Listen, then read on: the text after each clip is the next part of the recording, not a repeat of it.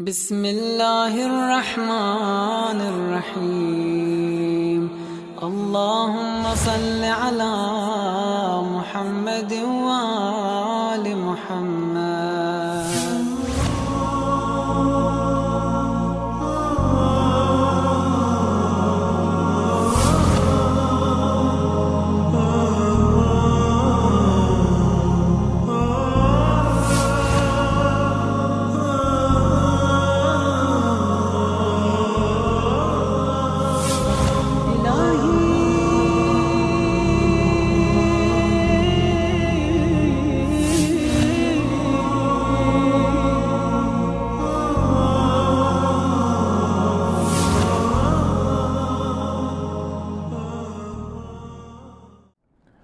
أعوذ بالله السميع العليم من الشيطان اللعين الرجيم. بسم الله الرحمن الرحيم.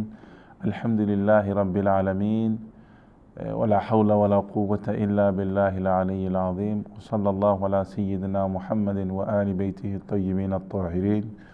Mes chers frères et sœurs, assalamu alaikum wa rahmatullahi ta'ala wa barakatuh. Vous savez bien, mes chers frères et sœurs, que nous sommes dans la dimension de Al-Fiqh, la jurisprudence islamique. Nous étions arrivés sur le stade de la prière et nous avons essayé de parler, mes chers frères et sœurs, de les points introductifs de la prière, sur préliminaire, si on peut s'exprimer ainsi.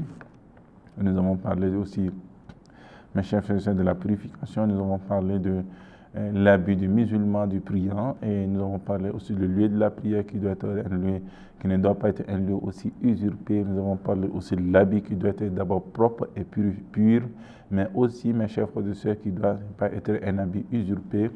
Et l'Orient aussi, j'en parlais aussi, mes chers frères et sœurs, de ces points et ces conditions par-ci, par-là, Inch'Allah. Et j'espère bien que nous avons compris ces conditions, parlant, mes chers frères et sœurs, effectivement, de les actes préliminaires de la prière et de l'ablution. De la prière, bien sûr, il fait partie des actes préliminaires de la prière, mes chers frères et sœurs, les ablutions. Il est important que nous puissions parler de cette ablution. Et l'ablution, ce n'est rien d'autre que qui se divise en deux grandes parties. Il y a la grande ablution, nous avons la petite ablution. La grande ablution à ses conditions, Inch'Allah, nous allons y arriver, et la petite ablution avec la prière. Et nous allons essayer, mes chers frères et sœurs, de vous parler de quelques points concernant les ablutions, comment faire les petites ablutions avant la prière, Inch'Allah. Et mes chers frères et sœurs, il est important, mes chers frères, il est tout à fait obligatoire pour chacun de nous, étant bien des musulmans, serviteurs de priants, si nous voulons prier Allah subhanahu wa ta'ala, d'être en ablution, ou soit de faire l'ablution. Et cette ablution se fait avec de l'eau pure qui est purifiée, Inch'Allah, que l'eau ne soit pas une eau aussi usurpée, Inch'Allah, dans ce sens que nous puissions faire s'acquitter de notre obligation dans les meilleures conditions. Nous avons aussi, mes chers frères et sœurs, lorsqu'on parle des ablutions, lorsque nous avons une pénurie d'eau, nous avons un manque d'eau, et il est demandé que nous puissions aussi faire des ablutions, mais des ablutions pulvérales, que nous pouvons appeler quelque part les ablutions sèches. On parle des ablutions sèches parce que cette ablution ne se fait pas par l'intervention d'une eau, mais c'est avec du sable ou des choses qui rentrent dans ce compte-là, ou des bois, etc., ou des pierres. Mais que ce soit des choses qui sont provenues, mes chers frères et sœurs, de la terre, et avant de faire les ablutions, nous avons besoin de ces éléments. En ce qui concerne les actes des ablutions, mes chers frères et sœurs, une fois que nous avons une eau, et il est important que les parties du corps qui doivent être lavées, il y a le corps qui se divise en deux parties dans la petite ablution. Il y a une partie qui doit être lavée, et il y a l'autre partie qui doit être essuyée. La partie qui doit être lavée, mes chers frères et sœurs, nous avons le visage qui doit être lavé, et nous avons aussi le bras qui doit être lavé. Et le visage, lorsqu'on veut essayer de laver le visage, le lavage doit se faire dans ce sens que nous puissions laver de haut vers le bas, et à partir réellement du front, où se débute réellement les cheveux vers derrière ou le front, les limites des cheveux. Nous devons essayer réellement de laver jusqu'à entre les deux oreilles aussi et entre aussi, mes chers frères et sœurs, le visage jusqu'au réellement le visage lorsqu'on veut parler réellement de ce visage. Et il y a aussi, mes chers frères et sœurs, le lavage de bras que nous devons forcément dans l'ablution laver les bras jusqu'aux doigts, aux extrémités de doigts réellement du coude vers le réellement, mes chers frères et sœurs, jusqu'aux extrémités des doigts et commençant par le bras droit et après le bras gauche. Mes chers frères et sœurs, il est demandé de laver et concrètement, le lavage doit se faire comme il est bien entendu compris, le lavage avec des frottés, etc. Il y a cela. Nous avons aussi, mes chers frères et sœurs, l'essuyage, une partie des parties du corps qui doit être essuyée. Mes chers frères et sœurs, qu'il faut comprendre, il y a la tête, il y a aussi le pied qui doit être essuyé dans les ablutions, mes chers frères et sœurs, qui est important. Quelque part, il est dit par certaines personnes d'autres écoles que toutes les parties doivent être en réalité, mes chers frères et sœurs, lavées. Et ce n'est pas cet enseignement coranique, mes chers frères et sœurs. Le Coran nous dit il y a une partie qui doit être lavée, il y a l'autre partie qui doit être essuyée. Et cette partie qui doit être essuyée, mes chers frères et sœurs, nous avons la tête et nous avons aussi le pied. Et la tête qui doit être essuyée, ça veut dire que c'est le début de la tête où se trouvent les fronts, et les chevelus. Et c'est le début. Il suffit seulement de faire passer la main mouillée, mes chers frères et sœurs, sur la chevelure devant le front. Et c'est ce qui est réellement, mes chers frères et sœurs, lorsqu'on veut parler de l'essuyage de la tête. Et nous avons aussi l'essuyage du pied, c'est en même temps les mêmes humilités que nous avons pris en essuyant réellement les bras. C'est les mêmes humilités que nous utilisons pour essuyer la tête et aussi, mes chers frères et sœurs, les pieds.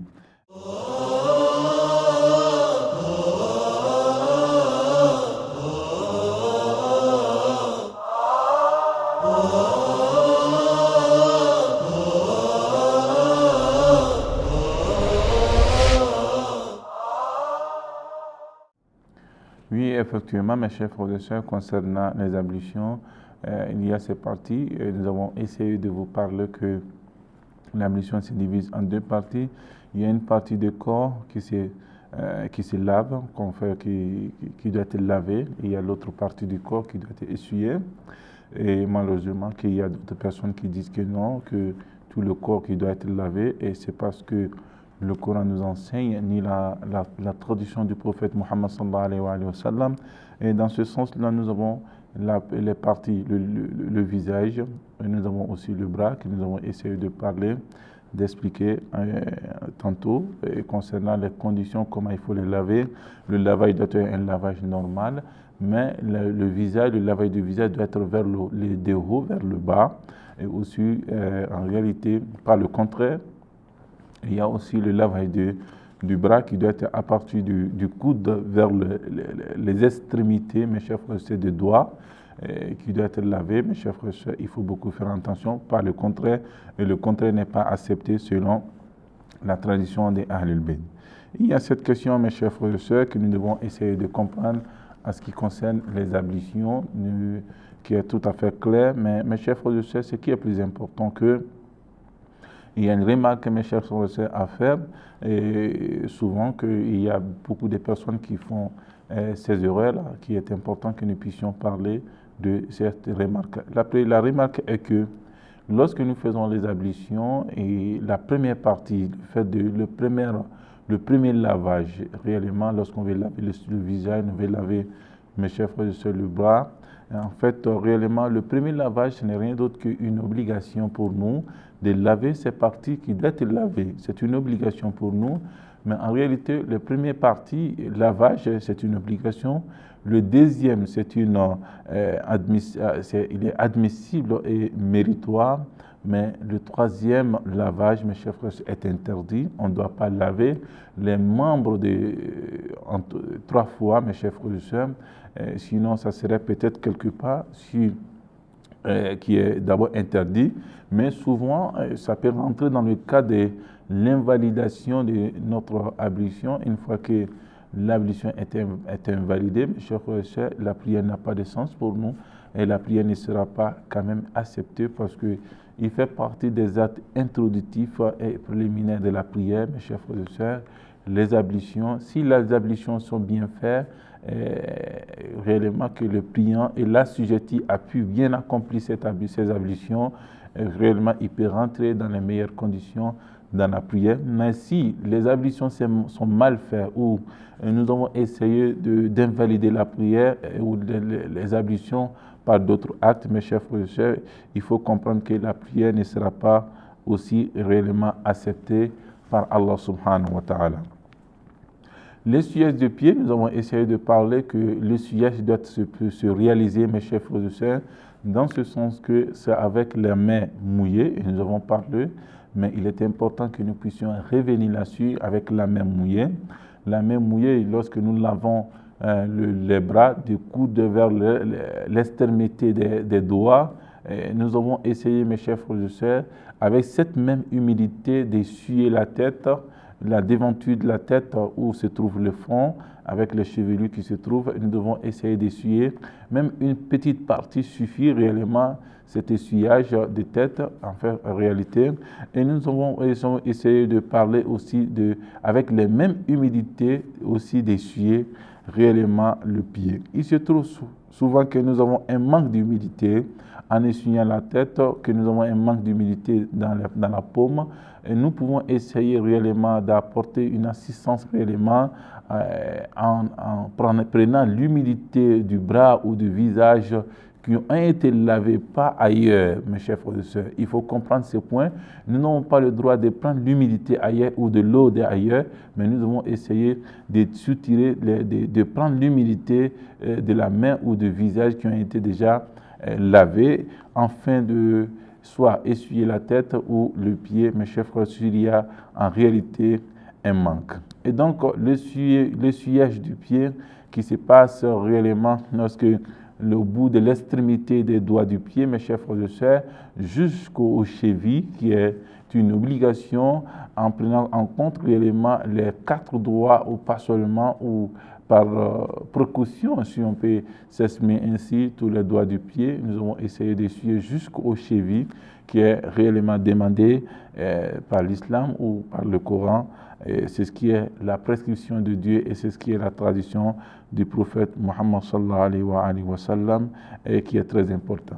Et nous devons aussi faire, mes chers frères, attention à ce point que lorsque nous voulons laver le visage, nous voulons laver le bras, nous voulons aussi laver, essuyer le pied ou la tête, qu'il ne faudrait pas avoir des obstacles sur la tête ou le visage ou le bras, mes chers frères et sœurs, qui est important. Cet obstacle peut être de l'huile ou d'autres choses. Nous ne devons pas avoir des obstacles.